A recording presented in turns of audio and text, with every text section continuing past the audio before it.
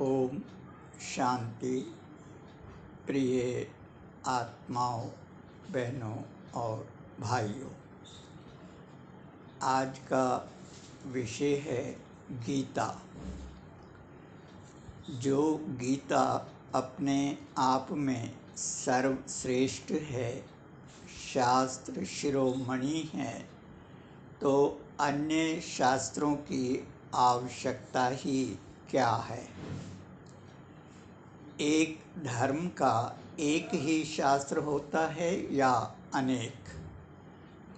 अलग अलग शास्त्रों का वर्णन कर ये कहना कि ये शास्त्र ये कहता है, वो शास्त्र वो कहता है, ऐसा भ्रम फैलाकर किसका भला कर रहे हो, किसका किया है।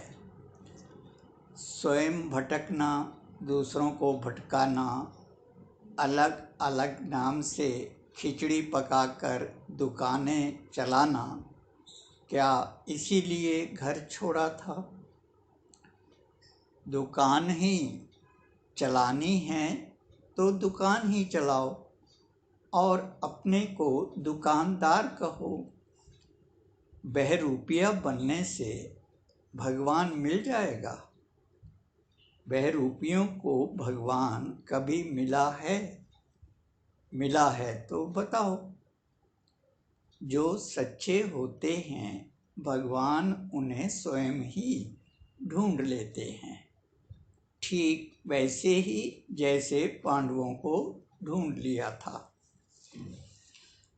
घरों में रहते हुए अपने कर्तव्यों एवं जिम्मेवारियों का निर्वाह करते हुए न केवल पांडवों ने भगवान को पाया, बल्कि विश्व परिवर्तन के कार्य में उन्हें पूरा सहयोग दिया, दे भी रहे हैं।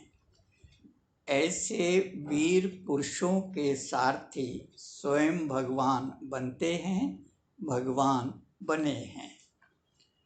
मैदान छोड़कर भाग खड़े होने वाले कायरों के सारथी कौन बनेगा?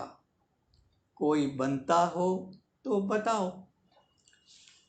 अनेक धर्मों का नाश कर एक सत्य धर्म की स्थापना के लिए शिव परमात्मा को आना पड़ता है, आए हैं।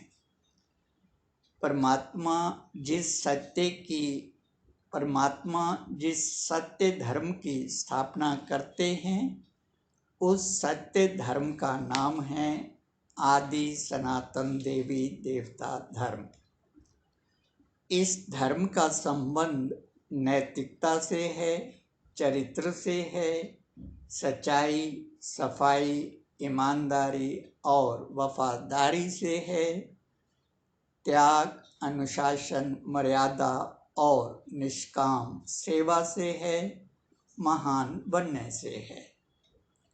बिना महान बने कोई किसी का कल्याण नहीं कर सकता। विश्व कल्याणकारी परमात्मा यही बताने आए हैं, यही करवाने आए हैं, यही करवा रहे हैं। धर्म रक्षा का नारा देने वाले धर्माचार्य जान लें कि अधर्म के धन से धर्म की रक्षा ना तो कभी हो पाई है और ना ही कभी हो पाएगी। इसलिए अब भी समय है, सही मार्ग अपना लो, अहंकार में मत रहो। अहंकार में रहोगे तो ऐसे अहंकारी रावण का अंजाम तो आप देख ही चुके हो। उसे भी अपनी लंका पर बहुत नाज था, बहुत घमंड था। ठीक उसी प्रकार जिस प्रकार आपको अपनी लंका पर है, धन शक्ति और जन शक्ति पर है। सत्य की शक्ति के आगे ये धन और जन कहाँ टिक पाते हैं? जिनके साथ स्वयं सत्य परमात्मा हो, उनके सामने कौन टिक पाया है, कौन टिक पाएगा। परमात्मा के प्रत्यक्ष होते ही ये जन ऐसे भाग खड़ा होगा जैसे घर से आप भाग खड़े हुए थे।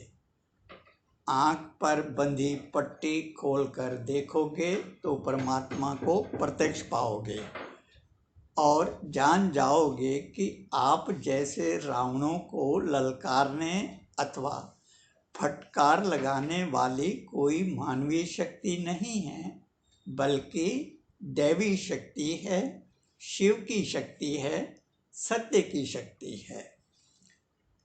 अब भी समय के बदलते इस मूड को भांप लो, परख लो, फिर उसी अनुसार अपने को बदल लो। नहीं बदलोगे तो समय आपको बदल कर रख देगा। जब समय बदलता है तो समय के साथ सबको बदलना ही पड़ता है। यही ईश्वरीय विधान है, प्रकृति का नियम है। अब केवल एक शास्त्र शिरोमणि भगवत गीता, जिसे भगवान का गाया हुआ गीत कहते हैं, इस भगवान के गीत को स्वयं भी सुनो, औरों को भी सुनाओ। स्वयं भी पढ़ो, औरों को भी पढ़ाओ। इससे आपका भी भला होगा, औरों का भी। आपके ऐसा करने से सभी एक को मानने लगेंगे। एक को मानने से मन में एकाग्रता आएगी। मन की एकाग्रता का दूसरा नाम शांति है। लोग अब शांति चाहते हैं, उपदेश नहीं। इससे पहले कि समय हमें अपने काल के गाल में संभाले, अपनी अंतिम घड़ी को सुधार लें। फिर जैसे अंतमति होगी वैसी गति हो जाएगी। गति सद्गति के दाता शिव परमात्मा हैं। हम सर्व आत्माओं के परम पिता हैं। परम पिता अपने बच्चों की गति सद्गति नहीं करेंगे तो कौन करेगा। मुक्ति जीवन मुक्ति देने वाला दाता मुक्ति जीवन मुक्ति नहीं देगा तो और कौन देगा। ऐसा करने का सामर्थ्य किसी मानव में है तो बताओ, वरना शिव की शरण में आओ, आना ही होगा।